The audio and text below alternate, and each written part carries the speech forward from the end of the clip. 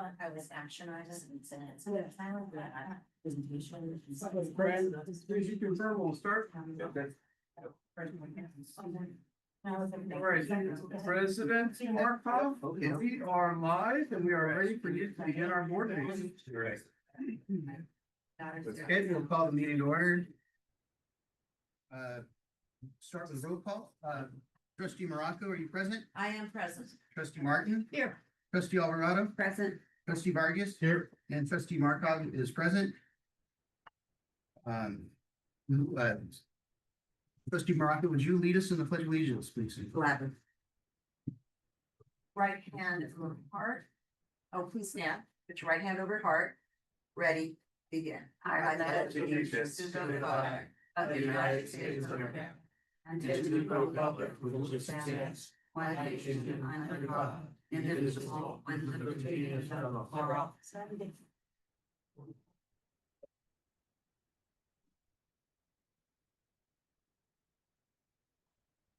We acknowledge the Payam Kunisham, the people of the West, as the traditional land caretakers of the land on which Vista Unified School District was built and its surrounding traditional cultural landscapes. Today, the Payam Kunisham are known as Luceño and are made up of 7 bands: La Jolla, Pala, Palma, Pachanga, Rincon, San Luis Rey, and Saboba. We, Vista Unified School District, are mindful of the indigenous peoples in this place, and we pay our respects to the Luceño, past, present, and future. We are grateful to have the opportunity to be a part of this community in Luceño territory and to honor their history, culture, and perseverance of spirit. Okay, we do have a report of action in closed session. On August 6th, the board in closed session by unanimous vote took action to enter into an agreement with the Vista Community Clinic for the leasing of 7,000 square feet and authorized the assistant superintendent to sign all documents on behalf of the district.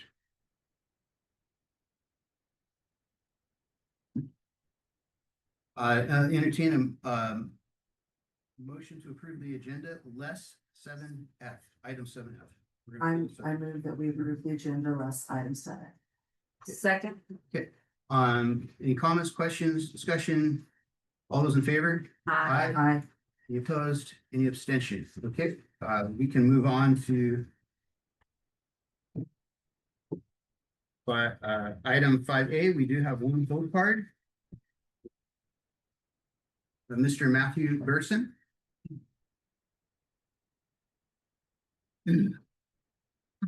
Thanks for having me. The movement to eliminate screen time and reduce reliance on ed tech in public school classrooms is gaining momentum. I spoke previously before this board on the adoption of iReady for reading assessments, and I appreciate Dr. Shigala and Trustee Morocco's back and forth about the role of iReady in our classrooms. Sincerely, thank you for asking questions, and Dr. Shigala, thank you for your transparency in discussing this issue in a public setting. But right now, there are 38 different at-home apps, at-school apps, and assessment platforms listed on VUSD's educational technology website. There's even an EdTech logo, which I didn't know existed. I've toured multiple schools, talked to different teachers and principals, and I've learned that every site seems to be handling EdTech differently, including for 4-year-olds and TK. What's it going to take to drastically change our reliance on EdTech and to take tangible steps towards developing evidence-based resolutions that prioritize student learning, safety, and wellness? Change is happening. 6 states have enacted screen time laws. 10 more have introduced legislation. In California, 8 school districts have rolled out new tech guidelines, including San Diego, San Marcos, and San Diego, which is under consideration. Some of these elements: eliminating device use before 2nd grade, prohibiting a 1-to-1 device ratio through middle school, prohibiting gaming and non-curriculum-based websites, including YouTube, and a vow to not adopt instructional programs whose model relies on game-like reward systems. It can be done. It should be done. But the only reason these changes have happened is because parents organized and pushed back. So what's it going to take here? Will Vista sit back until parents, maybe some teachers, make enough noise where change is inevitable? Do we need more emails flooding our inboxes or more public speakers? Vista has an opportunity to distinguish itself from other districts. We have an opportunity to be proactive, to introduce change without duress and public pressure. I know it might come as a shocker, but there's an election in November. For those seeking re-election, having a plan to roll back our classroom's reliance on ed tech is a winning issue. For those who are competing for a spot on the dais, this is a way to distinguish yourself from the status quo. And for those who have another 2 years, the actions we take or don't might bleed into the 2028 cycle. Let's rid ourselves of algorithms, AI, touchscreens, games, and risky content. Let's create more opportunities for student engagement, creativity, collaboration, critical thinking, and most importantly, meaningful human connection. This is the defining educational issue of our time. Thank you. Thank you. Okay, we'll move on to item 6A, reports from school-related organizations, and we'll hear from the Vista Teachers Association. Hello, good evening, board. Happy New Year. Can you believe it's already 2026, 2027? I can't. But I'm here tonight to give you our report.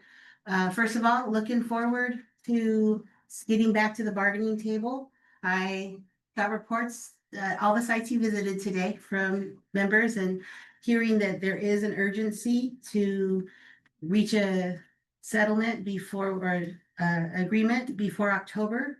I like to hear that from the board because that's when our members are going to see a pay cut because of the increase in benefits.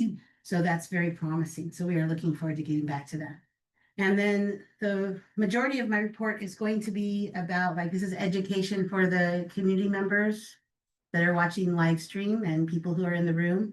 So I've last year spoke a lot about Prop 55 extension tax. And that is now Prop 3. And we are going to go educate the community and our teachers about why this is important that it passes. If it does not pass, that means Vista will lose about $30 million in yearly funding, which could translate to 1 in 6 teachers not having a job and taking away some of the valuable programs. So we're going to be, our campaign is to get 80% of our members to pledge to vote for that and to get 5% of our members to canvass and walk for that. With being able to walk and canvass the communities, we can also do that with the bond because our facilities need updating. And now that we have moved forward with it, we are going to support and get that message out to our members and to the community as well. So those are the 2 things that we're focusing on. Looking forward to going to the negotiation tables, and I hope we have a great year. Thank you. Okay, do we have a member from the California School Employees Association here? No, okay. Okay, how about DLAC? We probably won't see that until October. Okay, so I guess we will move on to discussion items 7A, 45 revision to the 26-27 adopted budget.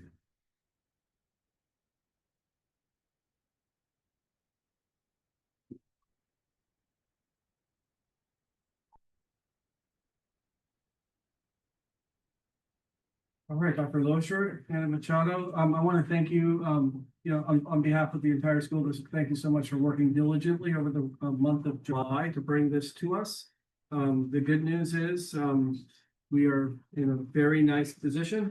Dr. Loescher and Anna is going to walk you through where we are and what we would recommend in the future. It has been a long process. Normally, it doesn't take this long in Sacramento, but we were able to persevere through it. So again, thank you both and your teams for working hard to develop this tonight. Take away, Dr. Loescher. Thank you very much, President Markoff, Vice President Vargas, and all members of the Board of Trustees, Dr. Doyle. We're here this evening to present you with a 45-day revision. This is a purview of California section, education code sections. So we're just going to quickly move through a few items to the presentation and then leave it open for any discussion or questions you have. Again, the requirement of the 45 days, as listed here on slide 2, is that we are advising you of a revision at the state level of a significant nature of either revenues and expenditures of some nature, and that can be positive or negative. For the first time in decades, it's positive. But there are some things with this. This is all restricted funding that will be coming in, and we're still getting the rules about it. And there's 2 types of fundings. There's one that's an ongoing funding source, another one that's a one-time funding source. We're not even sure the expenditure timeline yet. So we have given you all items. Ms. Machado and her team have given you the determination sheet. It's a separate attachment. And you do have time to engage in the discussion about what you would do with these revenues. We typically start to report on them in the first interim, but it would continue through the second interim and so forth, particularly after we know a little bit more. So what does it say? Quickly, just maintain from the previous ones all of the things we talked about. The COLA remains the same, LCFF items remain the same. This notion of what we call an augmented COLA, the state calls it a super COLA. The augmented COLA, though, has an interesting thing. It is not a COLA. It comes with new requirements, and that is something that has given people pause. Even more so, what's given people more pause is this question of the Prop 98 requirement, which is still $3.9 billion short of what is listed in the California State Constitution that should be due to educational funding. So we talked about that and the potential for additional funds. The 45-day revision is listed here in terms of what it meant at the state level. Really, two major items that are there. The first is one of special significance. Special education funding is undergoing a changing model that will increase our funding ongoing. Okay. Now we have to look at what all these things mean, but it is an ongoing change. The second is a one-time amount that is changing, and we'll go into the translation, but all of those items are here for you. So how does that translate out? Well, Ms. Machado and I are here to answer questions, but essentially, both restricted funding sources and in general, the total amount is about 12.7 million in total for the upcoming year. It's about 5.4 million generally in ongoing special education funding. Again, some rules attached to that for a restricted funding source, and then a one-time funding. Still trying to work through that in terms of the timeline for execution, about $7.2+ million between the two. There's some additional numbers which comes out to that final amount. And that is what we're required. Ms. Machado, do you have anything to add for the summary of changes on your sheet? Yes, so what we added here was we did, some measurements based on the May revision from the governor, and we had added some items to the budget, adopted budget already. So what you see here is the net difference between that amount and the new. So to summarize and simplified on the next slide, here's just sort of how it breaks down. A little bit extra in restricted lottery there in the middle. Not a ton, but that every dollar helps, so we'll take that. But for ongoing, that's the big one, 5.4 million. And again, we'll come back to you with more about the rules and regulations around all those things. The one-time student support and professional development, a very broad term. What we have noted before is the state tends to come back, and we talked about this during our workshops on budget, that oftentimes they'll allocate it on year one, but give us a few years to expense it. We're going to know more here, and as we know more, we'll share that with you. And sometimes they tell us what we have to do with part of that. Sometimes they let us do part of it, but all of that will be ongoing and forthcoming.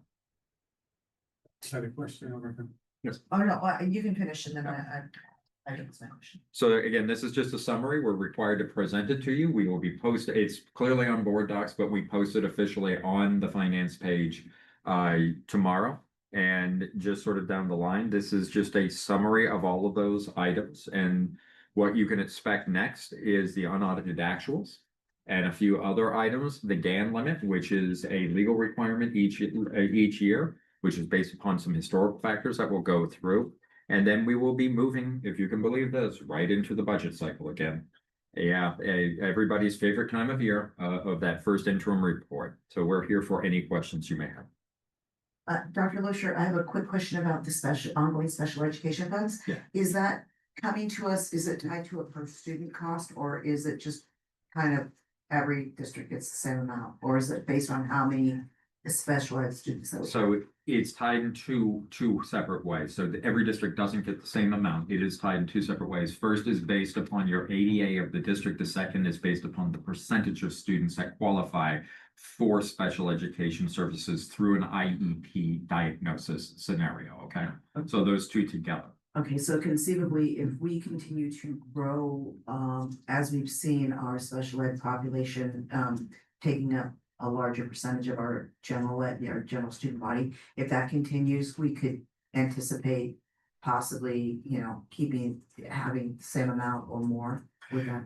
So that's a great question. And the first response to that is in this funding source, correct.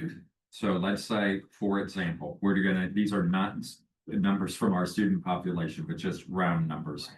If we were to say that we have 17,200 students roughly, right? And we're continuing to see a declining enrollment factor, but the number of students that we had for special education, the raw number went up.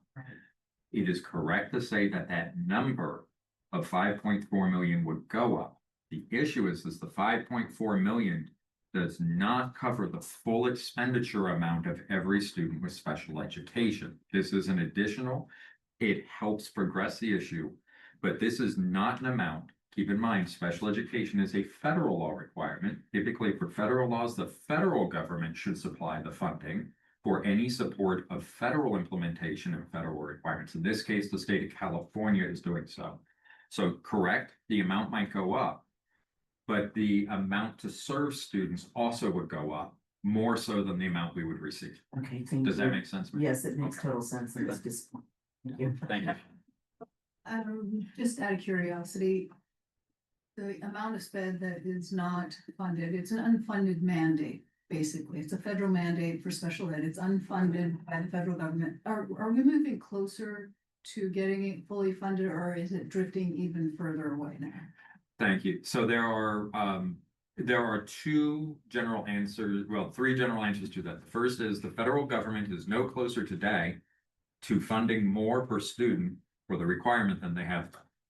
Okay, so there is not. The second answer is the state of California has probably made the best progress on this. And this is an example of the state of California moving forward with some level of support that are there. However, the cost per student amount has gone up. So it does not quite keep pace. This is certainly welcome, though. I'll take $5.4 million and nothing. Yeah. But it's not keeping pace with all of the revenue expenditures sort of in that model that we're seeing. Thank you. So for the board tonight, your vote tonight is simply to accept the report. I want to be clear that there is no decision, nor is it included in this vote, any decision about how to spend that extra money. That will come to you in a future board meeting, and the board then will deliberate on it. So you are not voting to spend this money. You're simply voting to acknowledge that we have extra money coming to us. And as Dr. Locher mentioned, there will be rules that will be assigned to those funding sources, and we will clarify those rules as soon as we get state. I move that we accept the 45-day revision to the 26-27 adopted budget. Second. Any further comments, questions, discussion? Nope. Okay, all those in favor? Aye. Any opposed? Any abstention? Okay, item 7A is accepted. Thank you, Honor. We'll move on to item 7B, the Operational Service Center Electric Vehicle Expansion Update and Options. Right. We always like to talk about this because it helps us with our climate action. And I have to say that Kevin's looking mighty sharp tonight. Thank you. Raided my closet. Good for you. Take it on. Thank you. And I want to welcome Mr. Kevin Kirby, our Director of Maintenance and Operations, is here. And he has taken this on as a special project himself. It is rather complicated in some ways, but we're going to try and simplify. Several years ago, actually, before I arrived, the district began progressing towards EV fleet implementation. And we've talked about many of the benefits to this. There are certain challenges with EV fleet implementation. One of them is they need electricity, of course, right? And where do they get the electricity becomes part of the question. And the electricity is not supplied by us. We have to get it from the person that supplies it, right? And in some cases, to sort of like picture this, we have to start to conceptualize how much electricity we're talking about. So here is an explanation that made sense to me. I'm not saying it makes sense to you, but for me, it finally clicked how much we're talking about, sort of like when Carly talks to you about the number of meals and that it's basically an entire season of Major League Baseball, right? Okay. When all of the EV buses are fully charged, there's enough electricity there to power the city of Vista for a few days. Okay, so it's a lot of electricity required to get in there. So it's a big deal for what they can do, all right? So what we have is, and what we've been successful in doing is finding grants to help with the EV implementation. And we have a grant on the table. It's for $1 million to support the transition of the bus yard to have more chargers. However, like with many grants, well, there's a timeline associated. I don't want to run any risk of potentially getting a phone call from attorney, so I won't mention the regional power company's name. But you might imagine that when you want to add a lot of power to your EV yard, it requires a long time, because in the cases that we're talking about, you might need to have them run electricity from miles away to here, all right? And this posed an interesting issue that we're going to refer to tonight as option A and option B. Option A represents getting the most amount of electricity to the yard, but it may not happen on the timeline of the grant, which means we would lose $1 million. Because the grant portion of this basically says you have to have EV chargers working in place in order to receive it. Option B is a little more complicated, and Kevin will walk us through option B. Option B is based upon calculating when you manage your charging of buses and using the existing electrical, but charging all the buses at night. Okay, and that allows for some options. Now, we're not saying if you choose one option it's better than the other. They just both have implications, cost implications, grant loss implications, other things. This is currently, and has been for the last 4 years, budgeted in Fund 40. It's a placeholder, so it is budgeted. This would be an example of something that may qualify for a future bond if it passed. Okay, so these are all examples of things. But we do require board direction for which one you would like for us to pursue. So Kevin's going to walk us through this. I kind of like your infographic. I know this is AI, but he'll be walking you through each of this and some of the requirements here. So thank you, Kevin. Yes, AI definitely gets credit for the graphic there. It kind of shows you the crossroads roads that we're currently at. And this timeline, you can see we started the process back in 2022 when we brought on an architect to begin helping us with that electrification and upgrade to the bus yard. And this timeline is also just very conservative. We're hoping that we can pull those completion dates closer as we go into contract, because none of this is under contract other than the design phase right now. And so with that in mind, keep in mind too that the costs that we're talking about are all wrongs and could adjust based on bidding and the market at the time. So the next slide there really kind of shows where we're at currently. These are the green rectangles represent current buses being charged. 2 buses can be charged per charger in this image here. If you notice, we already have installed 4 level 2 chargers, 4 level 2 that are wall chargers. Typically, those are more for white fleet or smaller buses.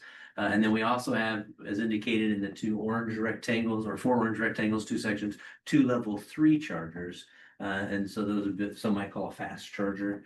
That's what those represent. They're currently installed as part of trying to just make up for the needs that we're currently utilizing our buses.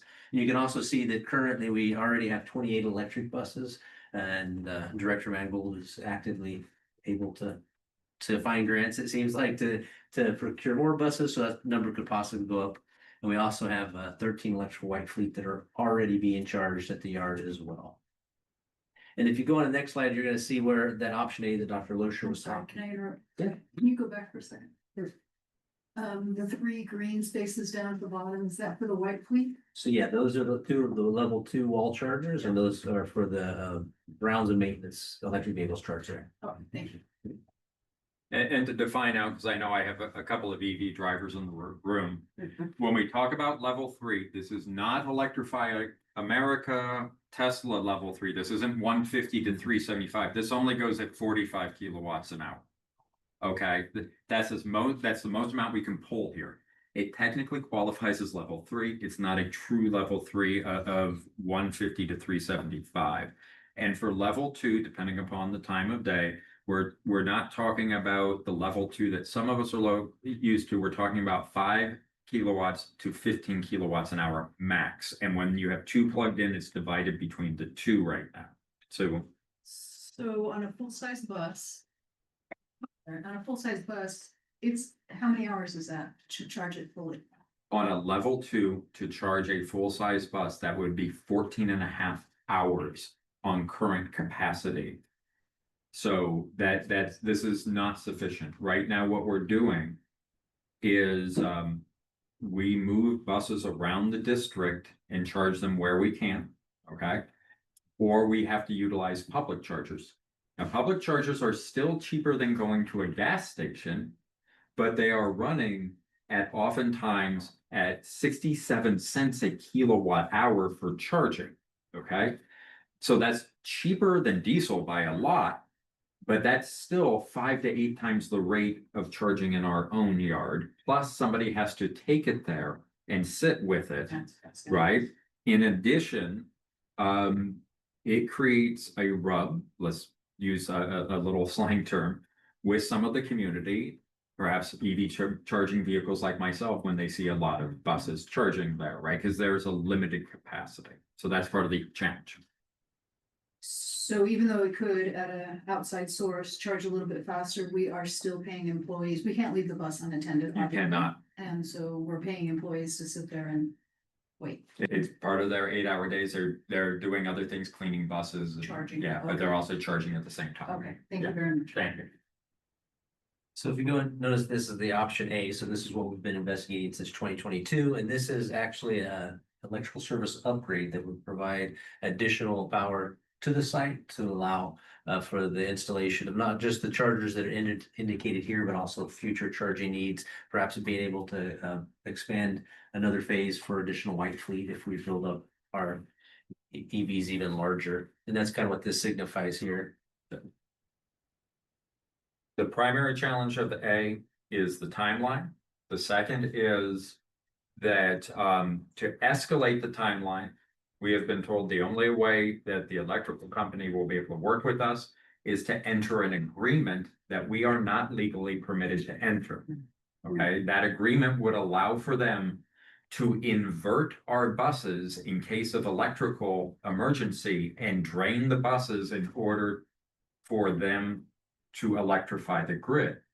The problem, as you know, from talking with Director Mangold about this, is the buses are the emergency electrical fix. We can't permit that to happen ever. So that's one of the challenges we've had with option A. So current estimate is, as soon as it would be able to be executed, completion date is 2029 at this junction. And what's the date of the grant? The grant will expire after 4 renewals at the end of January. This Yeah. coming January. Yeah, Option A would also require us to put a new SDG&E transformer on the property. Correct. yeah, that's part of that additional cost. If you notice, from the original ROM, it's gone up about approximately $1 million, and largely in part because of that additional upgrade service was originally going to be borne by the electrical provider. Now that cost has come to the district. And one other item noted, you'll see from the different slides, the current plan for option A is just to bring us up to that 28 chargers for the buses, and that actually doesn't capture the chargers we've already installed. And so as we go to option B, you're going to see that a lot more buses are getting charged, as it appears, because we'll be installing additional chargers along with the ones that are already installed. So there'll be 11 additional double level 2 chargers, and then also 4 level 3 chargers. And those will actually have 2 bus capabilities compared to the ones we have now that have single bus capability. One other item to note, so the reason this is possible, they're utilizing the existing capacity that we have here. And the only way that they can do that is through a load management system. So they'll have to engineer and design how they can, the chargers themselves, along with the load management system, will adjust the charging rate based upon the capacity at the site. So during the daytime, there's less capacity as air conditioners are running, the shops are in action. And then as the evening comes and that electrical usage goes down, the more of it can go to those chargers and it'll regulate how they charge that way. So, I noticed one of the things that I'm kind of concerned about with option B is this, does not solve our long-term capacity needs. Does that mean that it can't be expanded in the future, or? No, you can still pursue having, and I would not advise we disengage from the power company. We continue to pursue their bringing electricity here. But let me give an example. If you look next door to our city partners, they have their EV chargers installed. They don't currently have the power to run all of them. There's just not enough power in the grid right now to do that without running a major line, and it takes a long time to do it. It's not a school district issue, it's every public agency. And in fairness, and I don't say this often with the power company, in fairness to the power company, the demand really is exceeding, their capability to keep up with it. So this is, not there. So we're simply saying the scope of this does not in this plan solve the long-term power options. We still have to figure out how to get power here, but it would be able to be executed on the grant timeline. So when you look at this ROM is about, in cost to the district, about 1.5 million. The previous ROM, we're on the hook for all 3.2 million. Okay, now that comes into play while you're talking about things. And certainly if you have a potential bond that passes, you can continue to pursue the electricity and have it pulled. But at some juncture, this site either requires a repurposing or more electricity. Because you can't run all of the AC units and everything else and charge the buses. So This has to be what shut you're down. really saying is this is really kind of a two-step process. Yeah. Short term, option B, and keep long-term moving whenever we can make that happen. Whenever, it's just out there. Can we install more solar panels? Would that help, or is that just not enough? It's not enough for what we're talking about. Each bus holds over 100 kilowatts of energy, and this is including all of the solar in that in order to make it happen. So if the grid can't hold what we need it to do, I mean, if they can't provide what we need it to do, are we ahead of the ball here, or should we be slowing our roll on EV buses and white fleets and stuff until the grid is sustainable enough for this? I understand the Sure. problem, especially if you have a huge city that's trying to go green with their transportation, and so are we at the same time. If we collapse this grid, we got a bigger problem. Yeah. Sure. What I would suggest, Trustee Martin, is we have been forthright. We do have a lot of grants. I would say in the section of town we haven't had a power company that can keep up. I think what option B presents is you can still do it, but you should be doing it at night. That's your primary charge time after these facilities are shut down. We don't. Yeah, at some point we should all walk the yards. Some of the things that are in the yards are pretty interesting. MIG and TIG welders that require immense three-phase electrical for fabrication. Those we're not going to use at night. So we repurpose that energy over here. It might give President Markov or the next president of the board the opportunity to end a board meeting early.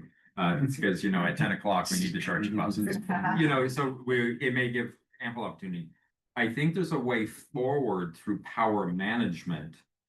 The question becomes, over time, you do need to eventually get electricity here because power management takes you so far as a strategy. We're just waiting on the time, and the time's really complicated. It's digging up roads, it's finding enough copper wire, the transmission size, these are big wires to get here. My other concern with that is, with this option B, is this something that once it all stabilizes, we don't have to tear out and start over? Is something we can build upon, correct? Correct, that's our understanding. If we looked at the long-term view of the transportation yard, wherever it were to exist, it will require at some juncture additional transformers, right? It will at some juncture require some additional things. Option B doesn't preclude that. Option B simply allows for us to front load through a power management strategy versus a digging up the street strategy, how we do it.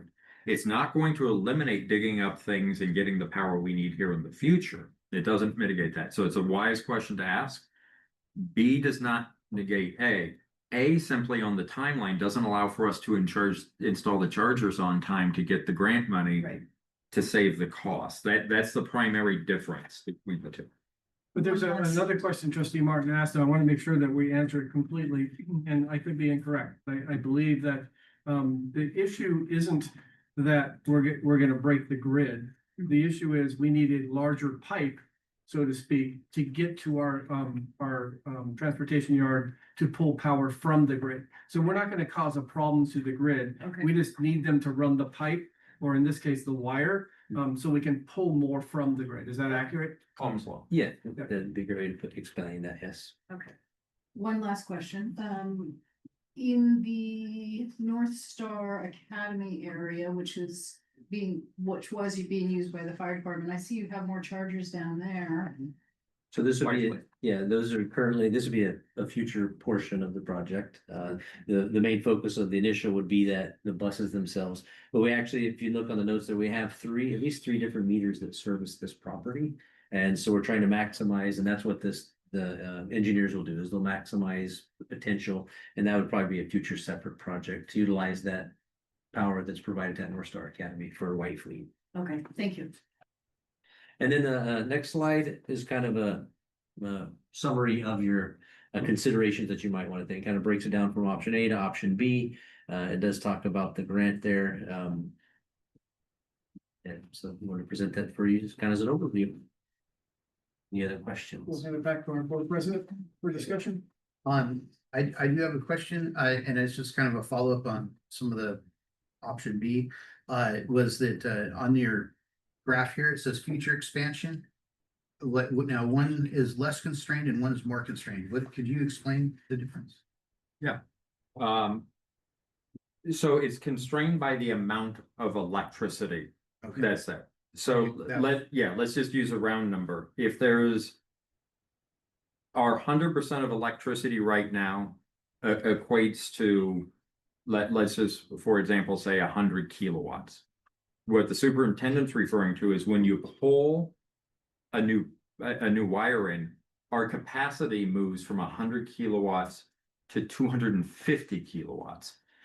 Why are those things important? Well, we all planned really well. And theoretically, you can charge these buses at night. We're not giving up public charging options. We don't do that. And just to be clear, we don't do that on gasoline buses. We still have to fill up sometimes at the gas station because there's times when our fuel tanks need to be maintained or updated, right? So we are doing this.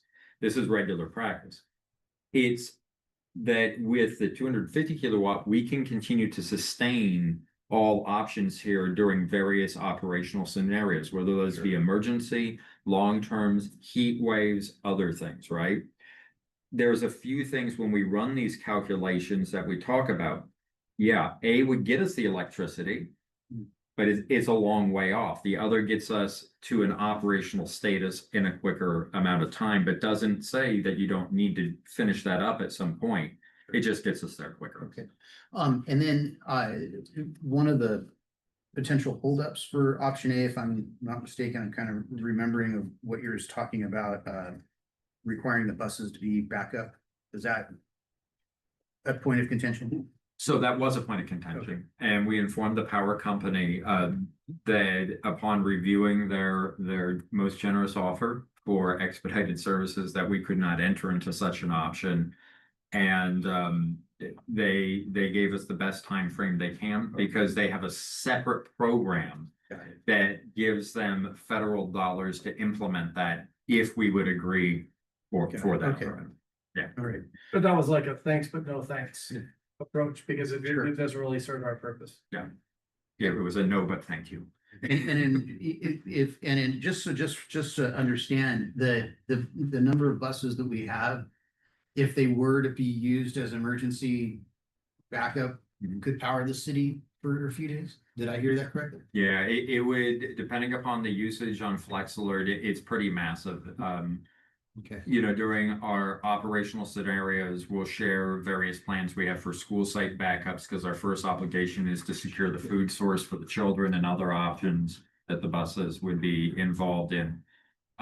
You typically legally can't allow the buses to be used for those purposes because they have to be reserved for evacuation. And that was the point of contention, is that is the evacuation fleet in case of any emergency, fire or otherwise. So we have to hold those. We can't just give away the electricity on them. We have to have that available for everybody. Well, those are real scenarios. And there has been times, not with the electric buses, but diesel buses, where we've actually needed to use diesel buses for Yes. evacuation. If you remember the fires a number of years ago. So this is real. This really does happen. Yeah, they actually have an operational status. You all don't see it necessarily, but as we have threat levels, they're all required to keep their vehicles fully, like full of gas, other things, because they are the emergency support services for the area. So we have all of that occurs in the background on a daily basis. Right. What do you guys think? I have a question. Oh, okay, go. Please. Sure. So with option B, because we have to manage the load, it's more constrained. That means it's more friendly to the climate as well, right? Because we're managing it at nighttime. It's more cost effective. What's better for the climate? What's better for the earth? Honestly, ma'am, neither one. We're on 100% renewable electricity, no matter what we do at this site. What's better in terms of us being a good neighbor to people in Vista Unified School District? Well, within our boundaries? having EV buses is way better than diesel buses. Having EV buses, but always charging at night is the most economical and best way to go about doing it. And to be a good neighbor, it keeps us off public chargers the most amount of time. So that would be option B. That's correct. So, because I think that's a problem for a lot of folks who might wanna have an electric vehicle, is where to charge it. Yes. I know I get pretty irritated when I see someone just plugged in and they're just parked there and they're not, and I can't charge my vehicle. So I just wanted to know, just to clarify it, to be a good neighbor and to help folks access those chargers, option B would be the best option for this board to choose. Be the most expedient option to get us to do it. But in the meantime, couldn't there be like better technology as it relates to like charging or batteries or EV buses that could be created that waiting 14 hours could, you know, reduce by 4 hours? Well, could there be better technology? We're on solid state batteries, so we're on the most recent batteries you have. Not even cars have those yet. So we're on the most recent. As far as adding batteries to the yard, we weren't able to come up with a model on any scenario whereby we would have enough battery storage on site that it became cost prohibitive, well outside of the bounds of these options, and we didn't have enough solar to bank on it. So there wasn't enough solar coming in to fill up those chargers when we ran the calculations with the experts. So these were the two options that seemed to be the most expedient and financially responsible. The other item that was explored was the development of our own generation system or generator. We do have an emergency backup generator actually we have two of them now that Those can fueled help. by diesel or Diesel. That is by diesel. Yeah, those are by diesel, actually, and they are used off-site in case of emergencies. But we did explore those options. What I can tell you is this stuff is getting better all the time. Yeah. It really is. And we probably are going to enter an era where you will see that microgridding out at the school district level starts to make sense with battery backups. Certainly Bovier is our first site with full battery backup on site, and we're gonna be looking at that carefully. Yeah, the only thing I would add is the district is proactively going after adding chargers at sites. And as you all know, we have chargers at the new Vita location. We have the potential to have chargers at Vista Magnet Middle. They just haven't been installed yet. And we actually have installed chargers at Bovier. So we're expanding in those areas as well, so that we have more capacity. Just a security question, those would not be accessible to the public, right? I mean, Sean? Yes, those can be accessible to the public. Typically what you do is you set hour parameters where they're accessible at certain times, and then you choose when those times are. So for example, at the new Vita location, there are 3 chargers there. And it is possible to charge a car on the weekends when it's not being occupied by a bus. It's not possible to do it during the school day or when the transportation yard requires it. The app for ChargePoint, which is who we use, won't even display the charger is available for you. Doesn't display it as available. It says offline or off hours and says you can't go there. So for those of us that may be familiar with this, if you're an electric car, your car is integrated in with satellites and everything else, it actually wouldn't even display it as an option for you. Or if you're on a long-term trip, it won't route you there. so basically, as long as the students are on campus, those will not be available to. the That's public. correct. Thank you very Correct. much. Sure. Could I they move- be, could they be available for staff if they need it? Yeah, they can be available for staff if they need it. I move that we select option. Second, Okay, any further comments, questions about it? Okay, all those in favor? Aye. Any opposed? Any abstention? Okay.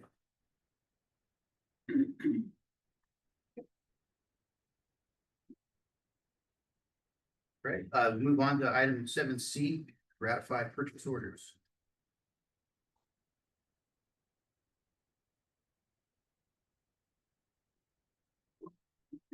We have a motion. I move that we approve 7C. Is there a second? Second. Can we have a discussion about item 7C? Questions? Yes. Okay. I know that a lot of this is the beginning of the school year and, we have insurances and a lot of that. I'm a little concerned, just slightly concerned, that we are using a lot of the unrestricted to pay off some of this. Unrestricted is unrestricted, so, is there a reason why a lot of this came out of unrestricted funds? Yes, so that is the place where it was budgeted and approved for. And it comes out of restricted funds when it's regular, routine and ongoing items. And that is where they are approved to be. What we typically do is we move as much as we can in the process to restricted as we go through. But you cannot take your utility cost and move it into a restricted funding source off of Fund 1. It has to be there. Insurance costs and other things are all required in there. But we do pay attention to this and we go to work with auditors on that. My other question, which may pertain to our speaker's question or comments earlier today. We did these, I'm sorry, EE and I did the survey on all of the technology materials that our students are using. Yep. We have eliminated or we're waiting for contracts to wear out on, and we're getting rid of many of these programs, correct? I am seeing some site technology purchases, but these seem to be for finance and for outside the classroom. We still need all of that technology very much, correct? Yes, very much so. Very much so. And we do our own annual reviews on these. These are programs and items for operational efficiency at the budget of the district. Mhm. And there are often times when we see dollar figures associated with them. They actually allow for us to do work way above that level in terms of operational efficiency. For example, we purchase project management software that allows for us to manage projects in a way that basically exceeds 10 times the value of the software in and of itself. So we run those calculations of efficiency. That is correct. And through the ELOC funds and the Title I funds, I'm only seeing the programs that we did approve at this point, which would be Star Students, Excel Learning, The big one is the math transformations. We're not planning on getting rid of those. Those are very, very valuable tools, are they not? And math transformations isn't a program, it's professional development for the teachers. Correct.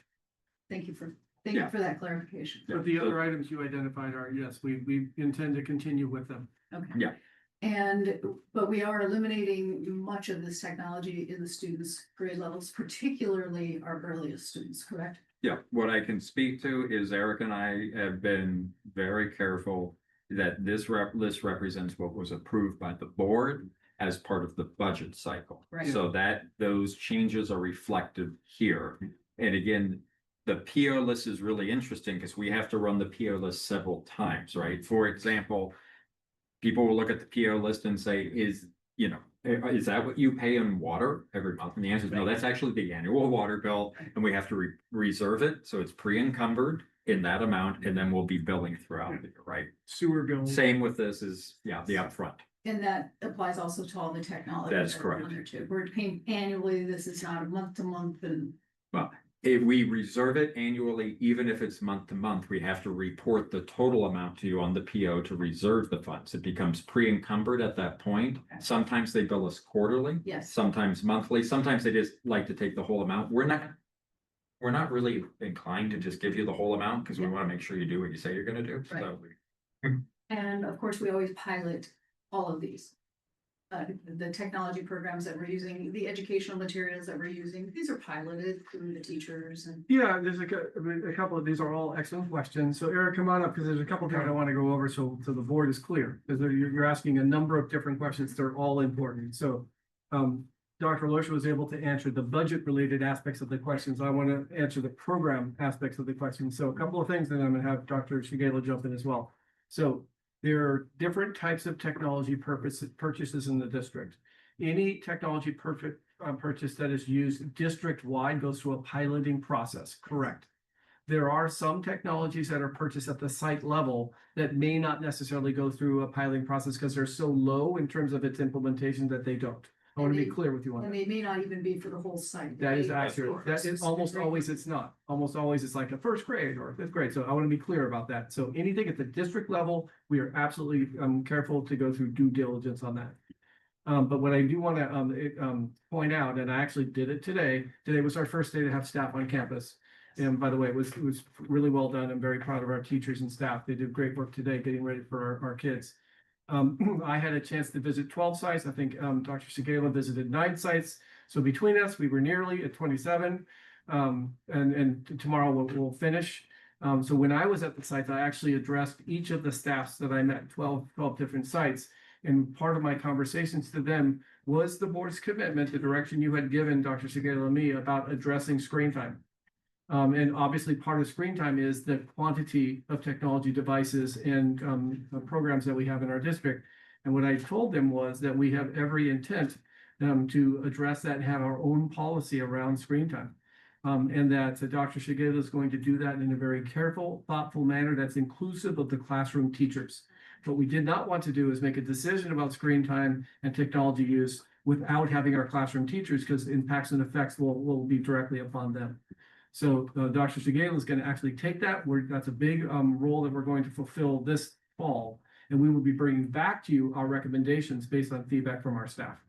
When actually you'll even see in tomorrow's Friday letter, you'll see the proposed timeline that we're putting together for, I don't want to call it a ramp down because we don't know what the feedback is going to actually say when we conduct everything. But a proposed timeline will be in tomorrow's letter. We already have it ready for where we look at going for the community input. And remember, we started this in the LCAP survey process last year. We added screen time, we added AI for our existing families, and we know that they are split. And they say, we have concerns around screen time, but we also know that kids need to be literate in technology for the future because we see it in the workplace. And we've talked very clearly as a group here about not just cutting everything off at once, but how do we attack this in a purposeful way that makes sense with our community and our teachers involved? Yeah. And as a teacher going through COVID, the ramp up was astronomical. Dramatic. The load was really heavy. The kids, it was hard on the kids. We're not, they're not necessarily dependent upon those. They got used to it during COVID. Then when we came back to the classroom, my whole statement right here is we can't just rip this away without giving teachers that are still using it time to recreate their curriculum without it, which is very, very doable. But we also have to be mindful of the higher grades that where technology is going to be part of their life, whether we like it or not. We have to make sure that they can utilize it and utilize it with integrity, and also watch out for the pitfalls of this. This is not social media. This is educational technology. And so I want to be mindful of that, and I appreciate that we're doing this in a slower way. And we're being very thoughtful. We're being very thoughtful, very careful about this. I know other school districts are doing it too. Matter of fact, nationwide, I think everybody's taking Yes. a look at this, realizing what's going on. I will make one more comment.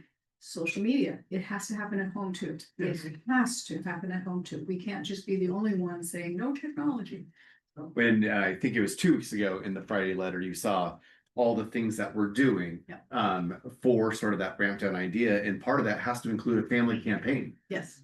Okay, and I used the Red Robin example last time we talked about Yes. this. Yeah. Saw it today at lunch even. Yeah. Like, Yeah, so this excellent topic, we're with you on it, and we are taking steps in my role, and then of course in Eric's role. I'm out there telling entire staffs that this is what we're doing, but we're doing it with you. Yes. And we want to be sensitive to teachers in the classroom and clearly sensitive to parents. There's one other element that I want to be clear, so you don't walk away from the dais with misinformation.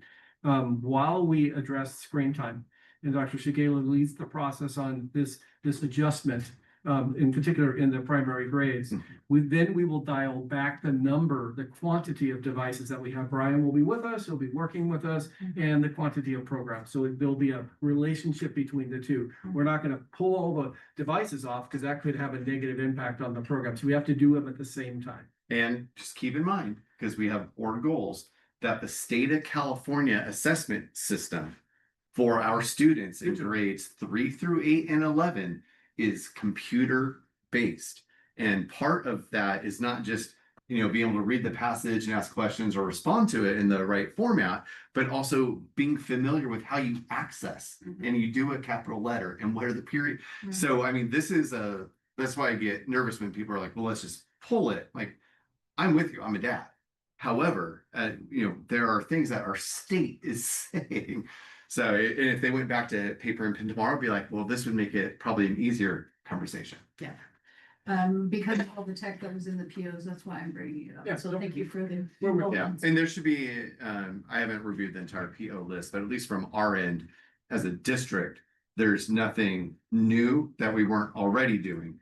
Some of them may flipped, and Otis is something new, but that's not a student facing thing. That's an adult data visualization tool. So, we did not increase anything, and you talk through the audit, it's less than what we were using. And on some of it where it's not less, it's because we're waiting for those multi-year contracts that we started getting into after COVID to expire, and those wind up ending next year. Okay, one last question. Computers will be available for middle school and high school by cart at least as we Yes. move forward. Yes. We're not gonna be taking these completely away. Correct. And 2 of your middle schools have already pulled back more towards the carts. Okay, So, but they still have they have enough for 1-to-1 because that's what they were, but they're pulling that back a bit. Yeah, Thank I you. actually saw them today in the classrooms, the cards. So, Good. super cool. Good. We'll hand it back to our board president. All right. So you do have a vote on the table. Yeah, so we have a motion and a second on item 7C. Is there any further discussion? Okay, all those in favor of accepting 7C? Aye. Any opposed? Any abstention? I abstain because I have a conflict. One abstention. Okay. Okay, so we'll move on to item 7D, approved resolution 2713 to piggyback on the Capistrano Unified School District. Request for proposal 5-2324 awarded to Cream Company LLC. I move that we approve item 7D. Second. Okay. Any comments, questions, discussion? Okay, all those in favor? Aye. Any opposed? Any abstention? Okay, And then lastly, we'll move on to item 7E, approve the MOU between Vista Unified School District and the Vista Teacher Association regarding hourly pay and class size for after/before school and Saturday programs. I move that we approve item 70. Second. Any comments, questions, or discussion? No, okay, all those in favor? Any opposed? Any abstention? Okay. 70 passes. Okay, we'll move on to the consent calendar. Did you pull 7F, President Martin? We did at the beginning. Yes. I have something to pull from the consent calendar. 9C. Okay. Anything else? 13A, item 31. Anything else? 9C 13A. Okay, the consent, okay, consent calendar, agenda items 8 through 13. All matters listed on the consent calendar are considered by the board to be routine and enacted by the board in one motion in the form listed below. There will be no discussion on the items prior to the time the board votes on the motion unless members of the board, staff, or public request specific items to be discussed or removed from the consent calendar. I move that we approve the consent calendar less item 9C and 13A. And 13.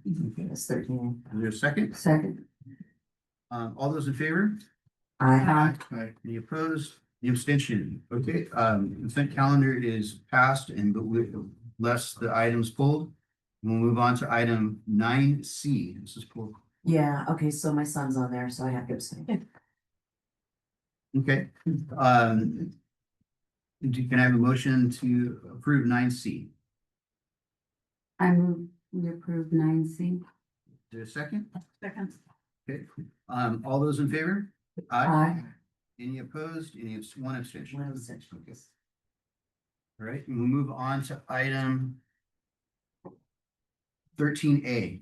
13A, item number 31. This is for ELOP contractor for 3.8 million plus. Yeah. This is an outside contractor, Yes. and so it is my understanding that we are moving away from them as we get employees. Is that still true? Yes. Okay, that's all I wanted to clarify. Rachel, am I right? That's right. Okay, sure. Okay, with everything. I didn't want to be sure to We'll get get more HR about too. it later too. Yes, Yes. thank you very much. Just wanted to clarify. I move we approve item 13A. Second. All those in favor? Aye. Any opposed? Any abstention? Okay, item 13A is also passed.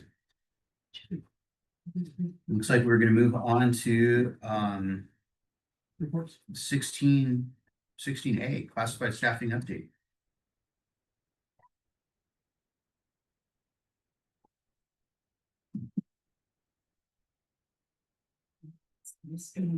Show. All right. Sometimes you see me in all areas. Hey, So our classified staffing update today is going to focus on how many classified staff we have, where they are at in the district, where we have immediate vacancies to fill, and what we've done to mitigate that. But as we start, it's really important to just note that we are the merit system. And that was established, little history here in 1935. I believe Vista joined in the 70s, last I saw that date. And there's some really positive things about the merit system. It ensures a certain recruitment process, a certain type of classification, identifying qualifications, experiences for jobs. It also makes sure that nobody just appoints people in any place. So the part that I added on to the right is kind of in reference to the most popular fix that people bring up about vacancies. So if it's a hard to fill vacancy, let's raise their hourly rate. So we do have our hands tied with that. And so that's one thing I just did want to do. So as we go through and talk about it, that's one limitation that we have. And so I just referenced that there, that we just can't raise for a single rate. A classification has to be raised together. So our current levels are 1247 FTE. We actually have about 1,400 people. So, but 1247 is the actual prorated, you know, like if we have a 0.45, 0.95, you'll see a lot of decimals in throughout the presentation. In 2021, we had 1677 FTE. So elementary, we have 477, secondary 294. In our special education programs, that is combined with our alternative high schools and BATSI and CalAV. So you'll see over on the right, the special education staffing there is really highly numbered in the instructional assistants Fed world. Oh, I go too fast. That's, I think it's okay, you can go ahead. So we also have our district office, where, as you see, lots of things going on with facilities, maintenance, operations, all of those things. So this breaks down where our classified staff are for district operations and just administrative oversight over programs. So we have educational excellence has 77 FTE. They're broken down into student support services, multilingual center, those areas, maintenance department, 33 specialized trades, our plumbers, our carpenters, electricians. Fiscal services is accounting, payroll, purchasing, and they have 21. CNS, we know there's a lot of our CNS staff. There's 47. Now this one is just the central kitchen. This isn't those at the sites. So this 47 are at like FTE for the central kitchen. Does that include the vacancies? All of this includes vacancies. Okay. Yeah, that's why I wanted to show good numbers on the vacancies, and so these are, when we ran the data, it was active and vacant positions. Okay, thank you. IT 22 and grounds department 21, superintendent's office and HR, we always adopt our Chris. She's our she's part of HR, so she's the one person in the superintendent's office, but we adopt her in all events and in her birthday stuff and all that. Yes, she needs to belong. She's part of HR. Okay. So vacancies. So some of our trends that we're finding in special education. 4 main categories. SH. Our specialized support in SH is severely handicapped. However, we've started to expand outside of the medically fragile classes into some of the mod severes based on the student needs. So a student might not be severely handicapped in a medically fragile class, but they do need that SH support in a self-contained. So we've expanded the need for the SH. And so the instructional assistants on the right side, that's our learning center instructional assistants. Down at the bottom, the BI are our behavior instructional assistants. And then instructional assistant TK, it says 7, but we typically fill those by the 1st of the year. This data on all these vacancies are a week and a half old. So we've continued to hire during that time. But notice down at the bottom, I put some key actions and what we've done to mitigate this. Just because there are vacancies doesn't mean there aren't people in those positions servicing our students, because that's compliance, we have to do that. But to stabilize this staffing, we've expanded all the SPED hourly positions to 7 hours. We're the only one in the county that I've seen. If you go on EdJoin and you look at, they're all 6-hour positions. So we're at 7, that allows our staff to have access to supervision and support for our special education students before and after school and transitioning to our AM/PM programs to and from. I've had many people come up and say they love the 7 hours. And then we also introduced the new 8-hour roles where we're splitting the SPED and the after school program. We currently have about 13 and we're continuing to hire those. Those positions replace the BI vacancies and the LH. Now the BI, the behavior, a lot of those are one-on-ones. And one-on-ones consistently come out through the year. This last year, there was a big increase in the 1-to-1 aides. So the longer hour positions, those 8 hours, will be filling the vacancies for the assistant 2 and the BI instructional assistant. So the idea is as many of those we can do, because eventually we'll get rid of the assistant 2 positions just through attrition. That'll take several years because there's people in those positions that aren't interested in the 8 hours, which is fine. Question. Yes. The BI, I know that we approved new behavioral teams. This is not the behavioral team. These are assistants. There could be a few in there. We already had a team of 8 behavior assistants, but we added more. So I couldn't tell you exactly where they are in building that team or where they're hiring that, but I could find that out. But our BI teams, the ones that we send out if necessary, those are full. They're staffed. Yeah, it's just the increase, what we added this last during the LCAP. I would have to check and see where they're at with adding those positions. Okay, thank you. So in our extended day programs, we just asked about this. So current vacancies, approximately 42 aides, 7 leaders, 6 assistants. The leaders don't typically stay vacant because people will move up over the summer, but during the summer, there is some turnover in those positions. And the 6 assistants are based in those programs. So, but what I found very interesting is if you look at the FTE back from 2020, and when I had data from 1920 at the beginning of the year. So in our after school program, we were fully staffed, but remember we were serving Dr. Doyle, how many students? 750 students. Nearly So- 5,000 now. Right. So during that time, the average FTE was 0.48. And then from 2026, the aides went up to, we've increased their FTEs to 5.52.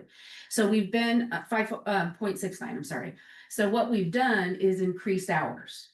So, and it shows in that data, the vacancies weren't a really good data point because we went from 700 to thousands. So I just thought showing the increase in the FTE was important. So showing that we're working into getting longer hour positions.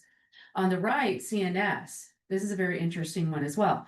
We have been phasing out shorter hour positions and bringing in the longer. So in 2020, which was at 1920, we had 91 positions and the average FTE was 0.52 with the vacancy at 36%. We're now currently at 62 positions with an average FTE of 0.66. And we have the vacancy of 28. So we're making progress, but we have longer hour positions just based on that increased FTE. But to stabilize staffing again, we've expanded the hours for the extended day programs, which is combined with our special education. And then we've created those longer hour positions for CNS. And they've been really good about continuing to look at those. Question. I think we discussed this before, but with CNS, the central kitchen has absorbed the vacancies. Our sites are staffed, correct? The sites are staffed. So as you look through the CNS data, you'll see that they've scattered it around, so nobody's completely impacted. I can tell you that CNS, half of their positions are vacant. So they've taken the brunt of it. I know they also support the sites. So it's how they distribute the food prep and those things. But yes, the sites are as fully staffed. There are still some vacancies, but not I would say no more than 1.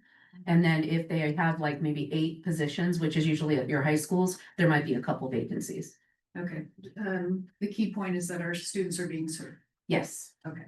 As far as the central kitchen, are we backfilling with any kind of agencies or? So we have worked with CSEA to have that option, but there are no agencies for child nutrition services, so it is not an option.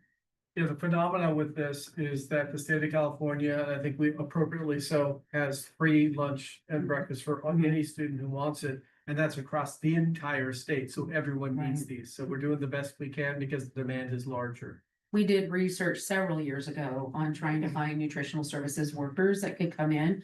They're not available. That's when we started working into the longer hour positions. Okay, thank you very much. Yeah.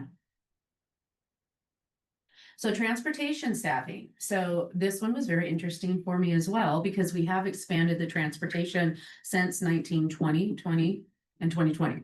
On the left side, the current vacancies are 19. However, 9 of those are bus driver trainees. That's constantly vacant. So as right before they have classes, they recruit as many as they can. They bring those into the classes and then they work those into being a bus driver, or as in the future, we're going to be going to the van drivers as well. Bus driver instructor, there are 2 vacancies right now, but we increased from 1 bus driver trainer in 2020 to 3. And we haven't been able to staff all 3, but we do have 1 pending right now, and we've had 1 consistent bus driver instructor. So we're gonna have 2 to start the year off, which will be great. But well, I want to look at the staffing level trends over at the side. So if you look at 2021, and it's so small, I can't even read it. Hold on, let me pull this up because I want to make sure. It's okay. I just want to make sure I say it or clarify it.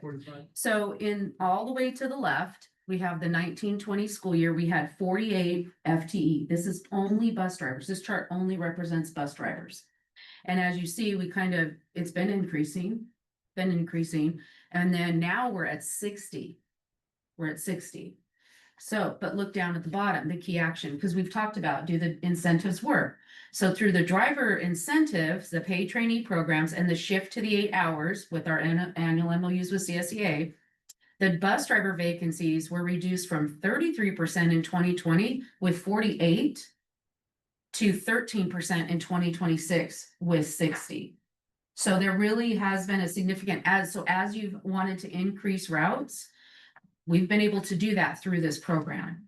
So, and I mean, I was here in 1920 when 1920. My dad was alive, not me. In 2019. It's not even that late. It isn't even late. I know, it's not even late, it's only 8 o'clock. Anyway, so, and I was working in 2019 and 2020, working with CSEA back then on, contracting out, because it was really difficult. And so they would try to maximize routes. There was a lot of different things going on, but this does show that, we've been able to work through that. So on the left side, we've talked about recruitment. We do use a lot of platforms. These are some we've used for several years. We've done others. We do pop-up job fairs at as many school events as we can. We try to go to all of those, the classified staff, the certificated staff. We go together, we have our recruitment tables, and we're work at back to school nights, open houses, even special events. So that was just kind of a list of all the things that we do, and there's more. But work on the right, we saw a lot of vacancies and some of the biggest needs, but we've been working on stabilizing the staffing and making sure that our kids have what they need. So again, just recapping, we've expanded the sped hourly roles to 7 hours. So, and that improves benefits, retirement, everything. We've done that 8-hour dual roles, which I haven't seen anybody else do that yet. So as we expand that, we'll, kind of finalize that. It'll take a little while. It's a big shift.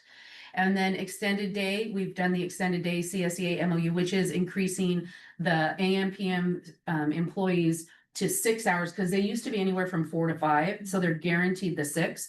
That does go through an MOU based on contracting services. Hopefully we can be at all 8-hour positions eventually.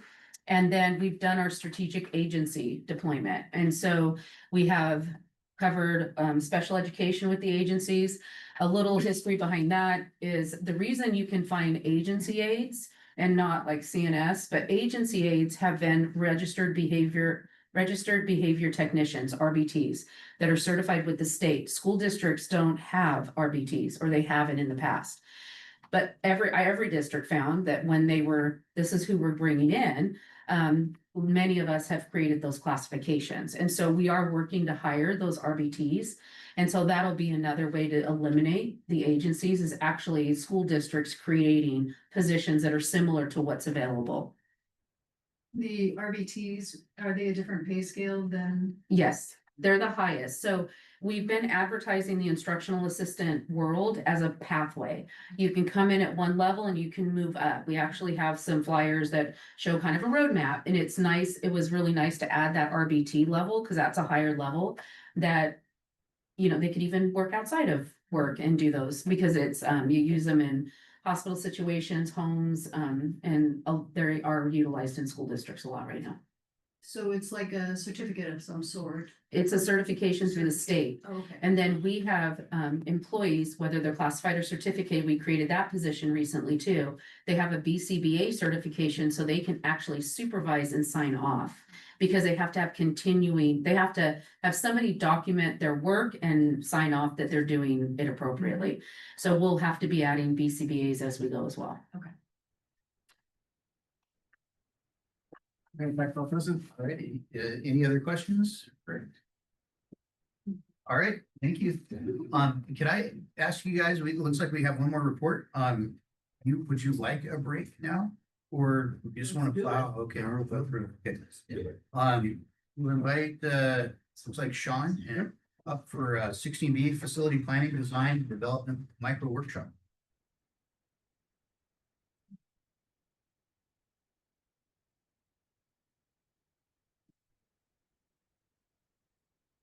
So as Dr. Loesch is coming up, he has redefined the amount of coffee a human being can drink.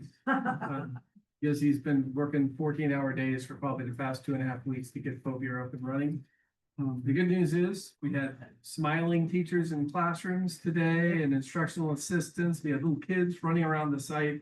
So we, Sean and the team were able to deliver, but it has been a heavy lift. So on behalf of the entire district, Dr. Loesch, thank you and your team. It is a good for the work you did. Thank you. Yeah. Good job.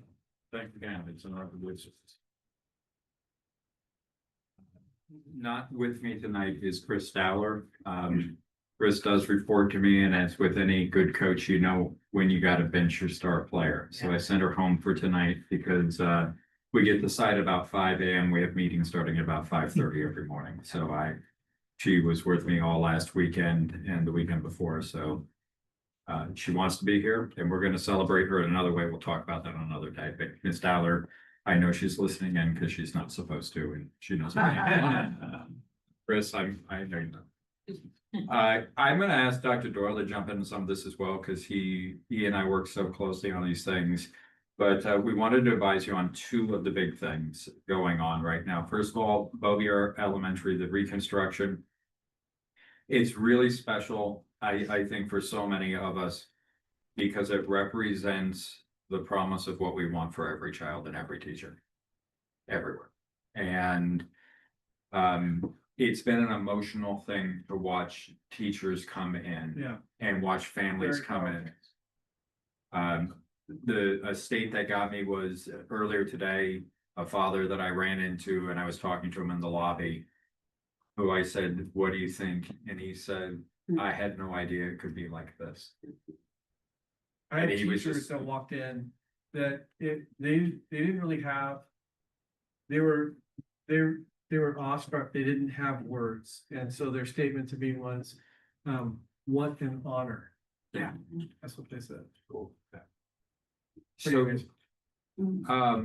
I don't want to go into depth because I think, I want you to experience it. I don't want to deprive you of the joy of feeling those things. And I know each of you will be out there, and I know so many of you have been there. Rena's been there, Trust Morocco on a regular basis all the time. I got to go down the slide. He was the first one to go down the slide.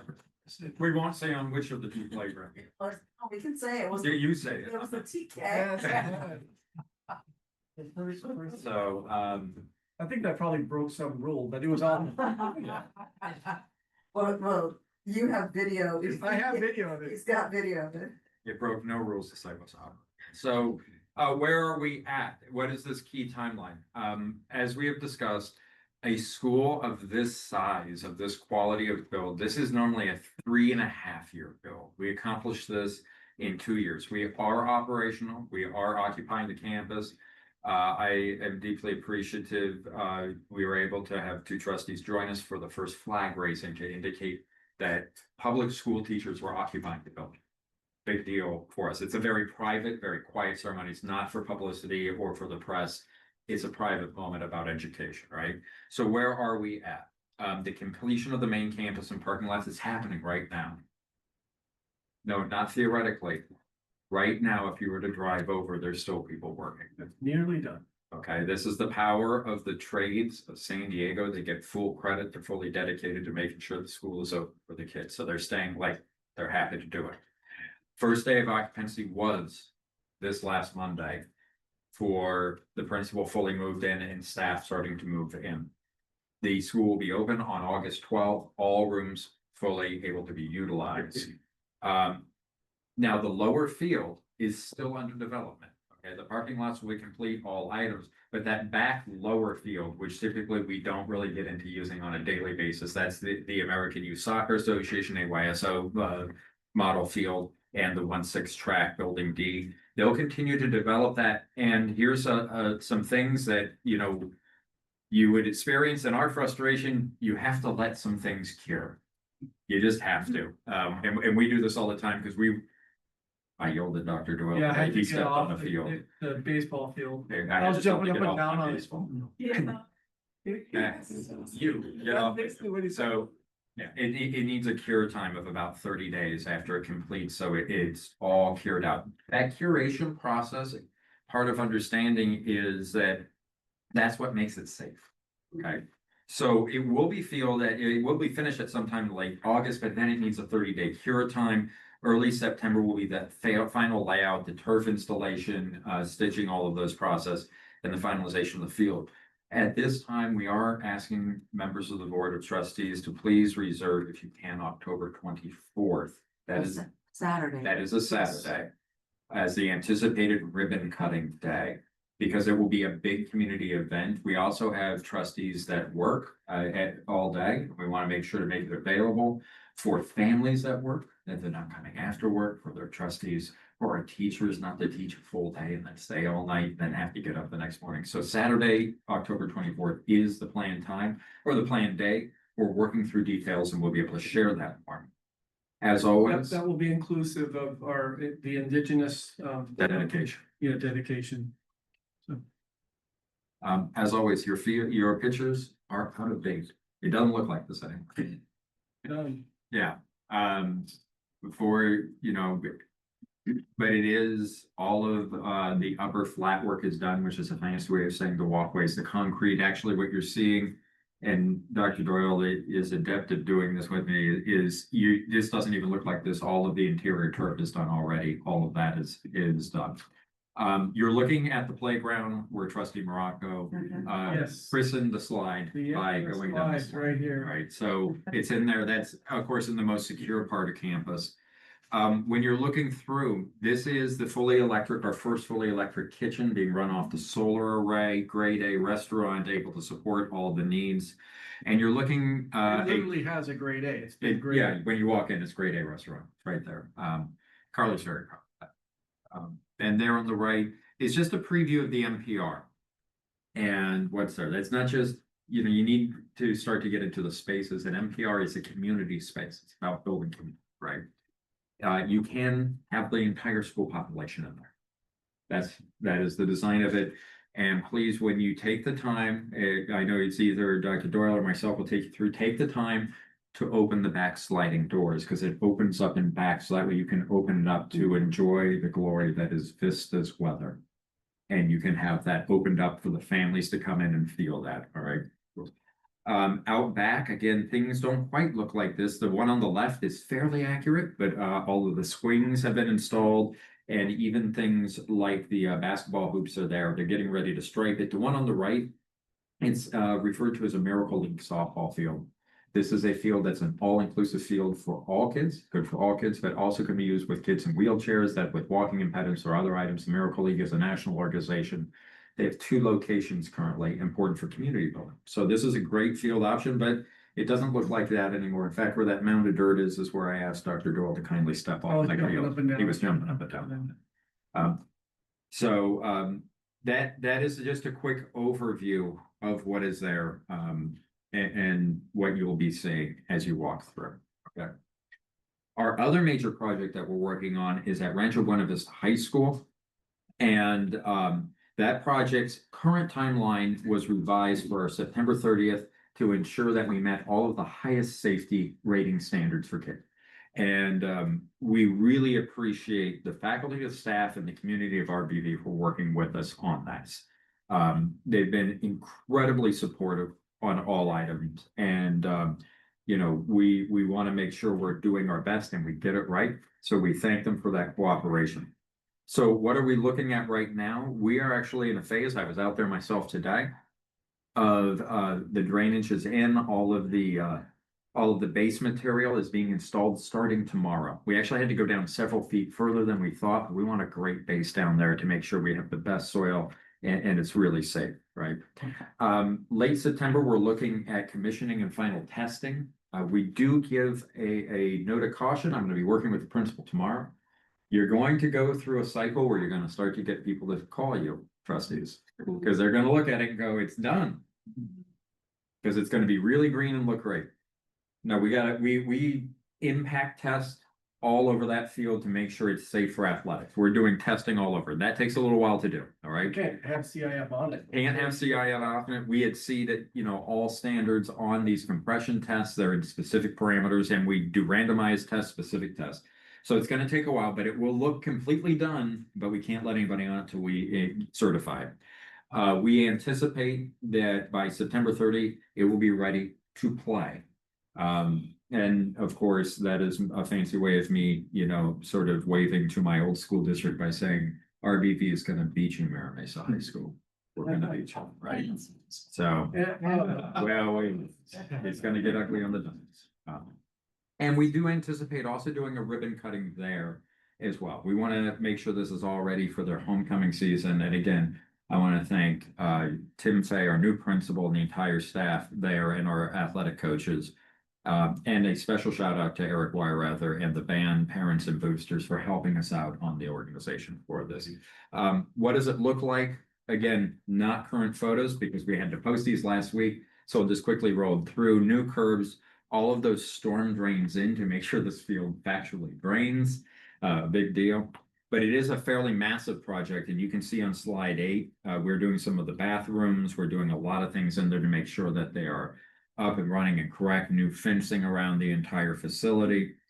And slide 9, I think, gives you a long view down the field to show you how much drainage you're talking about. That's just one of the many drainage systems that are going there. So we are in that process, and we invite you all to come out and to look at all items. But that is our report for this evening. I think we should also thank the community that lives Yeah, sure, yes. from there. Yeah. They've put up with quite a bit and so I think the community around the RBB field, Absolutely. they have really been great about this. Yeah, and I wanna add to that, all the folks near Boat Beer as well. That was, Yeah. even though we expedited it in 2 years, but I know that it's not easy because they pretty much For sure. redid all of the drainage on the western side of It was a lot of earth moving, a lot Yeah. of, on both sides, a lot of earth moving. and the cow who's watching over Bovier. Yeah. Thank Every the day, cow. every The day. cow, and Dr. Doyle and I want to save ourselves a phone call by saying, Barbara, thank you. Yes. We know you're watching. Yeah. Thank you, Barbara. These are great, and it really shows that that we're really trying to move forward and modernize, and we're looking at safety. Safety is always a main concern for our students, and the RBB track and field is a great example of that. I want to thank Dr. Loescher, Dr. Doyle, and all of our staff for making sure that these are done. They're done correctly, safely. And again, to our community around these construction sites, thank you so much for your patience. Yeah. And I want to thank the taxpayers for paying for it. Yes, thank you, thank you. We had the opportunity about a year ago to walk the track with Trustee Martin at RBB. And it was an unsafe track. So I'm super excited that our students, I think you would all agree, are deserving Yes. of high quality tracks and fields. So this is a great opportunity for our community to really embrace 21st century building. Yes. Excellent. All right. Thank you, Dr. Loescher. That was a great report. Great. Move on to item 17A, superintendent comments. Yeah, I mentioned earlier, I want to mention it again. I want to officially welcome all of our teachers and our staff back on campus. I was able to go to 12 sites. I know Dr. Loescher was mostly at Bovier today. And I know that Dr. Stigala was with me. He was at 9 different sites. So we are so very proud of our educators and the support staff that supports them getting ready. The excitement in each of the rooms I was in really made me feel pride, a huge amount of pride, because I know that they care about this community. And it's tough coming back from 2 months of break, but they were excited and they were ready to go, and it was really fun to interact with them. Dr. Scaly, any thoughts on your end? You were at 9 sites. I feel like you keep emphasizing that because I didn't go to as many as you. Say that. Was it 9? It was a great day, and like at Leadership Advance, We had really sort of, and you all came, so you spent almost a whole day with us. We really worked with the principals about what it is that ensuring we're all using the same language around what we're trying to do, defeat generational poverty, the pulse possibility, talking about screens, AI, workforce type stuff, and to see those themes come out. And principals were using examples from their own lives about what happened. Monte Vista, I saw the HEFA Yeah, the HEFA. over there, and they were doing this great thing because they did senior clap out last year for the first time. And one of the things that sort of caught me off guard as a secondary person is that they rarely get to see the fruits of their labors mature. And so for the seniors to come back was really powerful. And so they're pushing us now. How do we do this district wide, ensure all kids get to participate, which is going to mean buses and other things we're going to ask you for money for probably. But seeing that everyone, especially in the era of A through G right now, and our people who are serving our youngest learners, seeing that connection to the end product of what we're trying to do and accomplish was really nice. That's beautiful. None of this would be possible without all of your support. So thank you so much for the hours you put in. The one-on-one meetings we have with you, you've been patient with us, but all of your decisions are what made today possible. And we'll make a really fantastic 180 days for all of our students possible. So it takes a great board, and we appreciate the work we're doing. Thank you. Finally, back to our president. All right. Do we ever any requests for future board items or agendas this time? Perhaps not a board item, but just a request for information. Circling back to devices, and I know we have to take everything slow and have everybody, all our stakeholders chime in. But I can tell you that TK kids don't need devices. Kindergarten kids, probably not. It's supposed to be a garden. They're supposed to be doing things with their hands and stuff.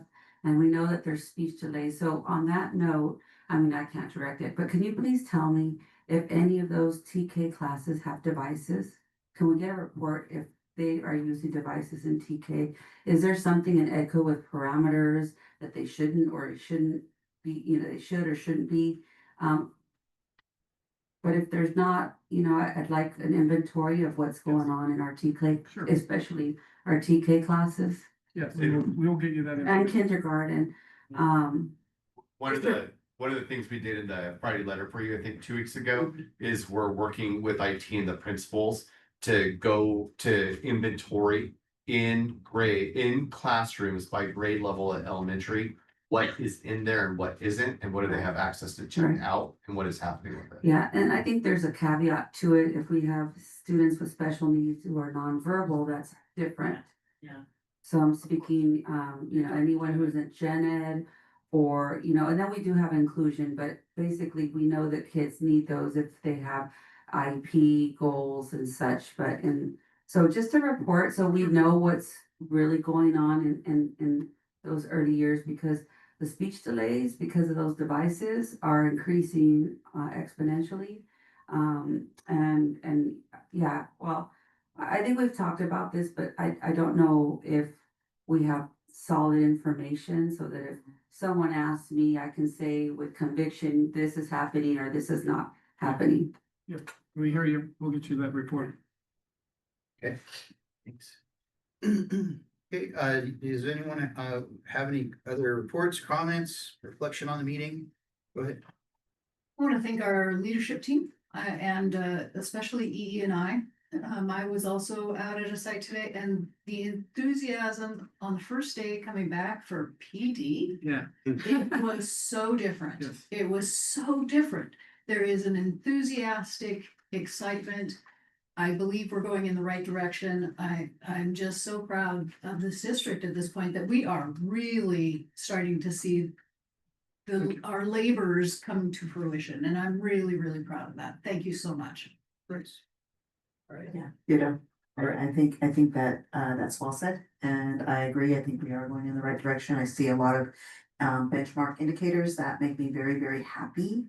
I see a lot of things that are making me very happy. So, yes, I agree. Right, very good. All right, All right. any further? Okay, we're gonna adjourn the meeting at 8:24. Beautiful, the shortest week of the year, 2 hours. No, but we started at 6:30. That's right. We started at 6:30, so if you